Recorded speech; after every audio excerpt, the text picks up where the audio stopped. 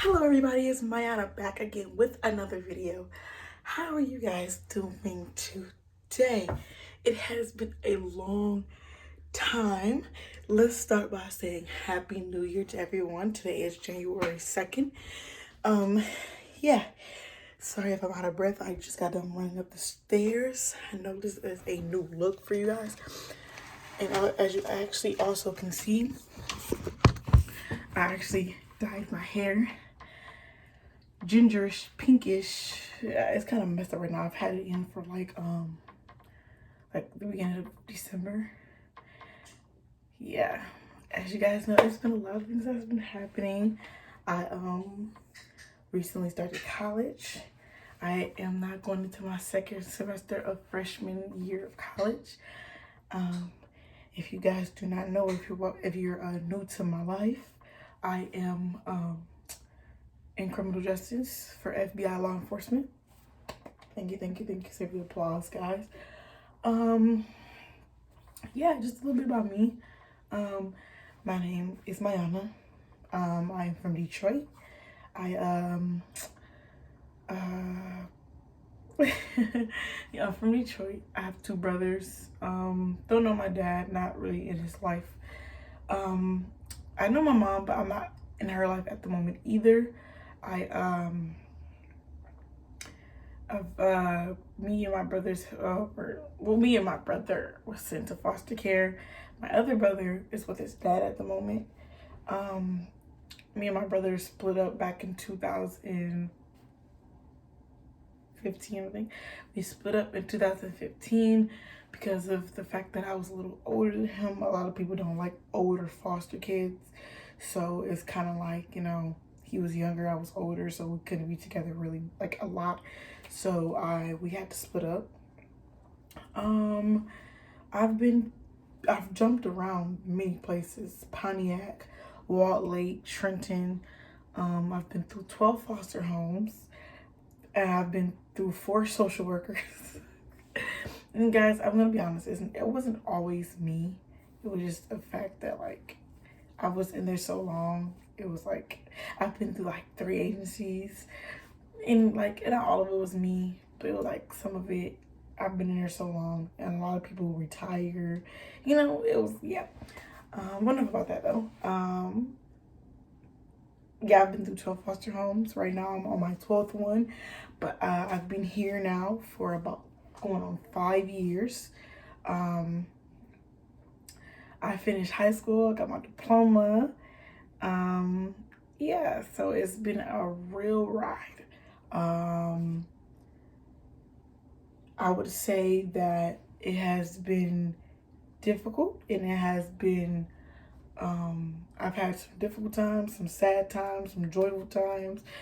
I've been through a lot in my life, but what I can tell you guys is that you're able. I'm just gonna leave it at that. You're able to do anything you want to do. And I wanted to graduate and go to college, and I was able. So I'm just gonna say my word is able. So, but I will say at the end of high school, at the end of my senior year, I was playing a lot because when you're in high school and it's your senior year, they do skip day, you got prom, you got this, you got that, and people, in my junior year, they used to try to tell me that senior year was the easiest year because you're done with all the, your 2 middle years are the hardest, sophomore and junior. They say those are your hardest, and then senior year is your easiest. Don't let them lie to you. Do not let them lie to you. I'm here to let you know that it is not.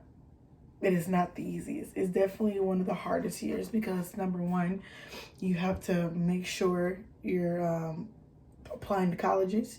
You have to apply to, you don't have to, but it's good to apply to a whole bunch of scholarships.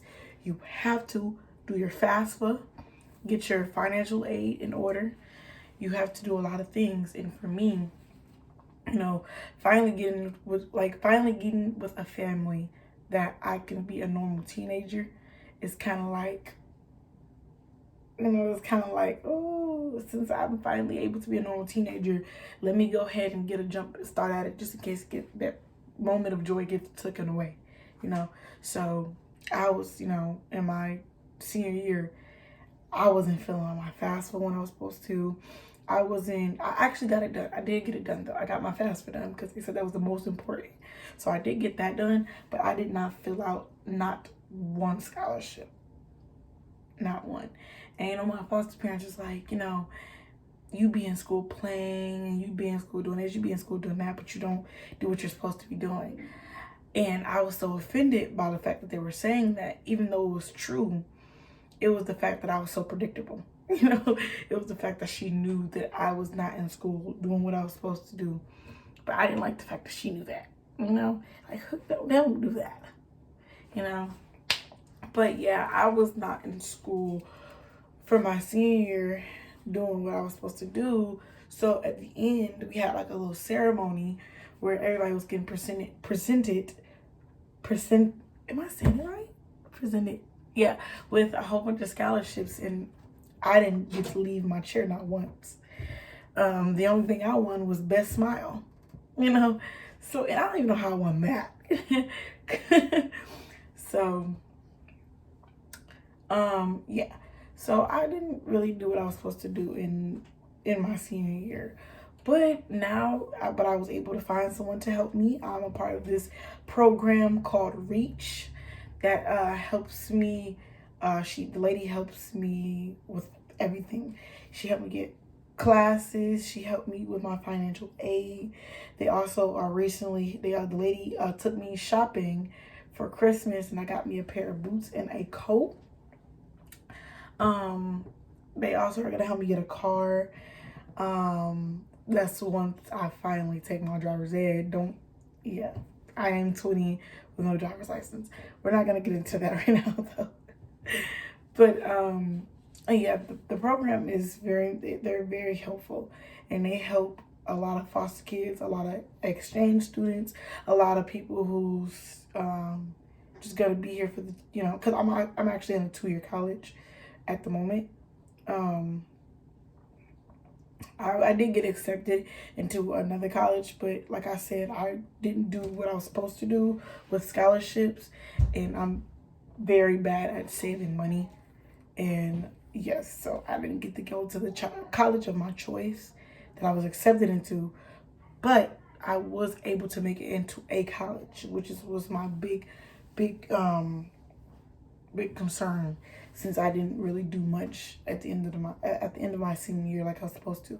So I was really worried that I wasn't gonna be able to be in college like all the other students. That's a little bit about my school. Yeah, like I said, me and my brothers were taken away from my mom in 2014. A little bit about that. My mom, she's a very good person. It was just, I feel like she had a lot of persuasion. She dated a whole bunch of females. Not a whole bunch. Let me not stretch it like that. She dated this particular female who was very persuasive. And my mom, she took care of us basically all of our lives up until the age of 9 for me. And I think it was like 6 for my brother. My other brother was always with his dad, like literally all the time. So he's not really in a whole bunch of our stories and a whole bunch of our, times. He wasn't really with us. So, but my mom took care of us like basically all of our lives. So, but when she got with this particular person, that person was very persuasive. And I feel like that person's persuaded my mom to like put us in foster care. And I also think that my mom was thinking about it anyway, because I feel like, because we was on the streets a lot, not on the actual streets, but we were in shelters a lot, jumping from house to house with cousins. And one thing about my mom, she didn't like sharing with people. She didn't like being crowded with other people. She didn't like a messy house. And the people we were living with most of the times had a whole bunch of kids, and the house was messy most of the time, So, yeah, so one time we were living with this lady. I think they called her Boo Boo or something like that. Mind you, sorry guys, I was 9 at the moment. At the time, I am 20 now. Okay, but we were living with this lady named Boo Boo. And one thing about my mom, she liked to go out a lot. Even though she had 3 kids, she liked to go out a lot. So my mom would go out, and one time, but my mom would pay people. That's one thing about it. She didn't expect anything to come free, you know. She was always willing to put groceries in the house, always willing to pay, always willing to take the kids out, you know. But, this particular time my mom went out and she was out for like 2 days straight. And the lady, me and my brother stayed with the lady. It was 3 ladies to a house. And all 3 of the ladies had their kids there. My mom, this one lady, and Boo Boo. It was like a big house. We all just put in, my mom and the other 2 ladies all put in money, and we all stayed in one big house. Like a fun house that you guys are seeing nowadays. We stayed in like a fun house together. And the other 2 ladies were watching me and my brother. And I guess the lady one day just called my mom and was like, you need to come get your kids. We weren't being bad. They were just tired of watching us, I guess. So my mom came back. She packed her bag. We lived in the basement. We had the whole little basement to ourselves. My mom came back. She packed her bags. We put a whole bunch of stuff in the bags. We didn't get to take all of our stuff. We just left all that stuff there. We left all. We told them they can have snacks. They can have all of it. So my mom took, sorry, I thought I heard something. So my mom took took some of our stuff, packed our bags, and my mom threw the money to the lady. It was like, this is the payment I owe you for watching the kids for the 2 days. We won't be back. Y'all can keep the rest of the stuff in the basement. We'll just, get new things. So we did go to a hotel with me, my brother Markel, and my mom and the girlfriend. We did go to a hotel. We ordered some food. We watched some TV. And that night is actually really funny. That night, we were watching Beyond Scared Straight on TV. And it had one on commercial. And one of the commercials was about foster care. And my mom had made a little joke. She was like, you guys keep being bad. I'm going to send you there. We were laughing. We were like, oh, no, we don't be good, so we won't have to go. And then, we had went to sleep and everything. And all of a sudden in the morning, we heard a big knock at the door. We heard a big knock. So I get up. I'm like, Mom, someone's at the door. Mind you, we're in a hotel room. We're asleep. Big knock. So I'm like, mind you, we in Detroit. So I'm from Detroit. So, and anything big, like a big knock like that, that's got to be 12. There's got to be 12. So, I get up. I'm like, Mom, somebody at the door. And, she gets up and, she doesn't look, how when somebody look up and they get up, they're look very surprised. Look very, very, very surprised when they first get and woke out they sleep. They're like, what's going on? But, she got up with kind of like a, I know type of look. I know someone's at the door. And I'm like, mind you, I'm 9 years old. So I'm like, okay. So she gets up, she doesn't even look at the peephole. It's like she knows who it is. So I'm like, that's so weird. So she opens the door, it's a white woman, and it's a police officer. So me and my brother like, oh, hell nah. My mama a op. My mama's a op. I knew she was working with the op that one time. She took my money. I knew she was working for the feds then. And so, she opened the door and let the lady come in. My brother looking at him like, what the heck? So they come in, they shake my mom's hand, they shake my mom's girlfriend. And then they go to shake ours. Me and my brother just look at her hand like, we're good. So we all sit down and ladies, my mom starts filling out paperwork and stuff like that. We like, Mom, what's going on? And then all of a sudden we look at my mom's girlfriend and she's crying. We like, what is going on? And my mom was like, Maya, Markel, I love you guys so much. But, right now it's kind of hard for me to take care of you guys. So for about 2-3 weeks, y'all gonna be in foster care. And then I'm gonna come back to get y'all. So at that young age, we did not know how the foster care system works. So we like, my brother runs into the bathroom and locks the door. Me, I'm just sitting there like, she said 2 to 3 weeks. You know what I'm saying? She said 2 to 3 weeks. So I'm not even pressed for real. It's gonna be like a mini vacation for us. We're gonna be with a whole bunch of white folks. The white folks, they like to spend money how they want. They like to throw money. So in the past couple years, I've heard about foster care. You know what I'm saying? So I'm like, okay, it's gonna be like a little mini vacation. 3 weeks, there's nothing.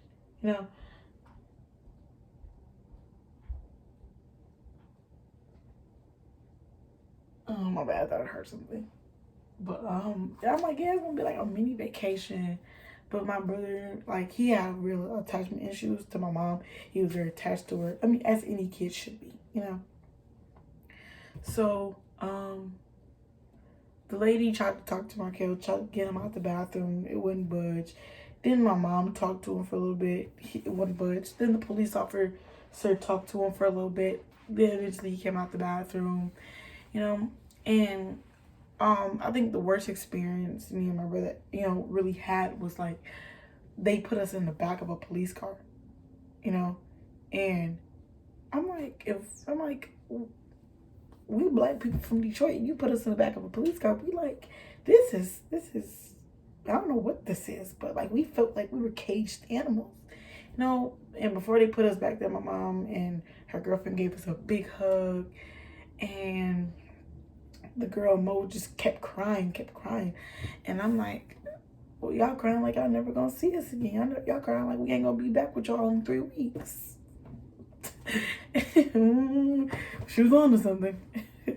So, a week turned into 2, 2 turned into 3, 3 turned into 5, 5 turned into 6.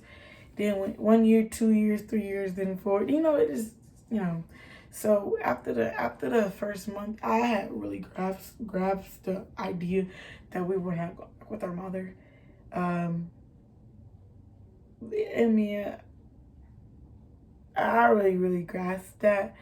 I can't say that I don't wish that it didn't happen, because if it didn't happen, I don't really know where I would be at this moment. The Gregory's has really did a lot for my life. Sometimes even when I've been a little selfish about it. The Gregory's have done a lot for my life. I was able to graduate. I was able to get my diploma. I was able to do this. I was able to do that. I was able to go to Cedar Point for the first time. I've been able to go to Washington, D.C., New Orleans, New York, Chicago. I've been able to do a lot of things that I never thought I would ever been able to do. Now being 20, I'm about to move out, and and yeah, I just thank God and thank the Gregories and thank the goddesses and everyone. I mean, and everything for like putting a grasp on my life. So yeah. So what I'm really here. This is kind of like a get to know me type thing. I have a really bad attitude. That's another thing that I'm for my life. I'm not gonna say I have a really bad attitude, but I'm the type of person, if you do wrong, I'm gonna have an attitude about it within that minute. And then once I see that you're mad at me for having an attitude, I have this thing where I don't like people being mad at me at all. I don't care who you are. I don't like even if I have beef with a person. Even if I have beef with a person, I don't like people being mad at me. Which is, a lot of people have that I don't care attitude, but me, I can't keep that I don't care attitude for long. I'm not a good person to to stay mad at somebody. I'm not a good person to keep a grudge towards somebody, especially family members. I just can't. It's just a hard thing. I just can't. I'm really easy. I'm not as much anymore, because now that I'm catching on to things, I don't play that. But I was a very good person to take advantage of. I was a very good person to use. I mean, I'm good-hearted. I'm good-hearted. I'm the type of person to go past a homeless person, give them $20, and people be like, "Oh, you gonna give them that much?"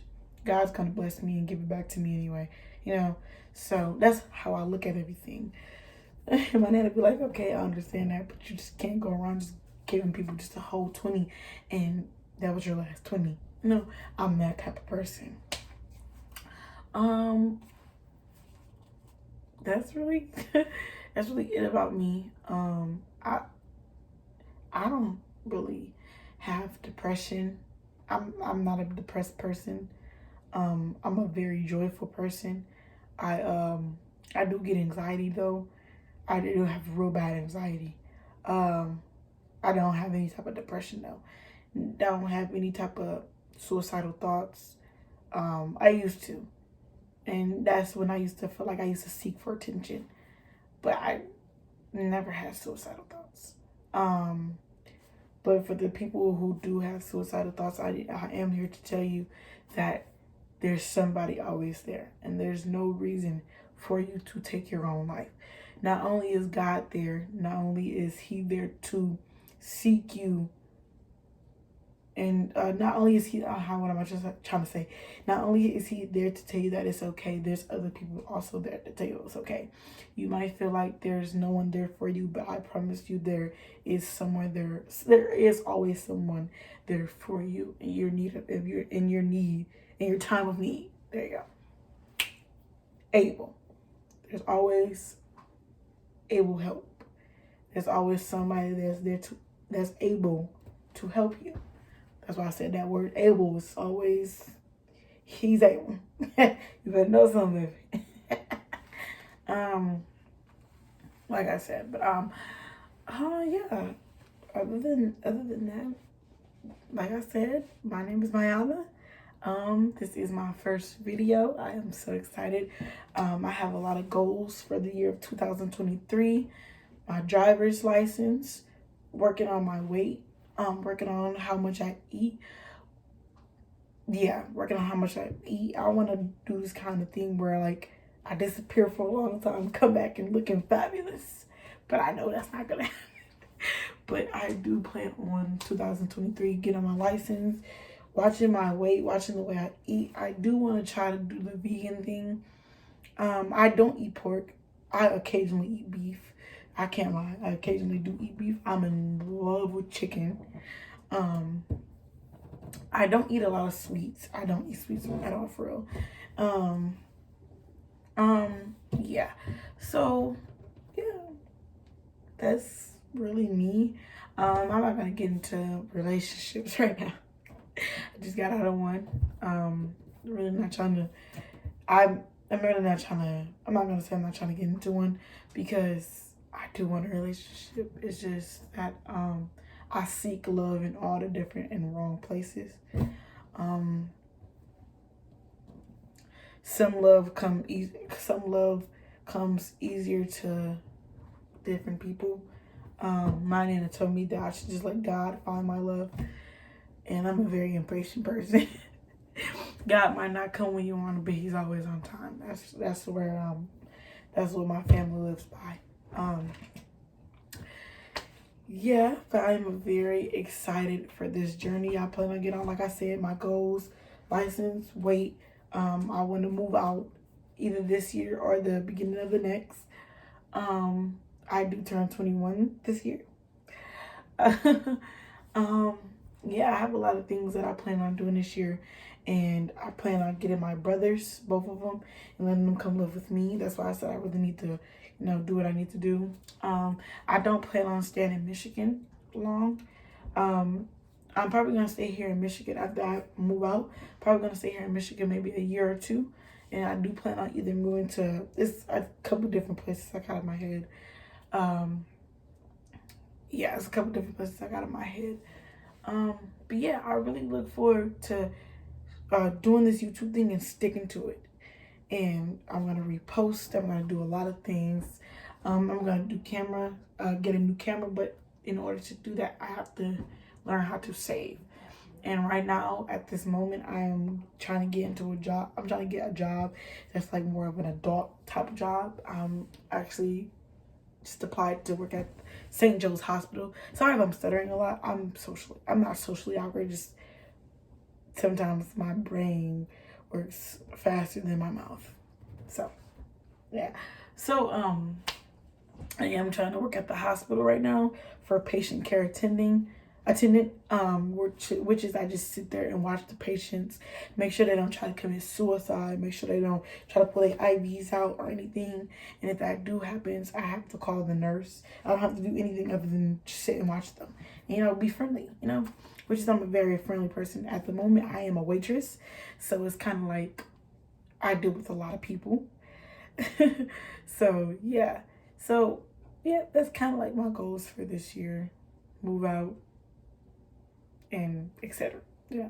And really focus on my YouTube. So yeah, this is my first video as being an adult. And yeah, and I look forward to taking you guys on the journey with me. And I look forward to a lot of things.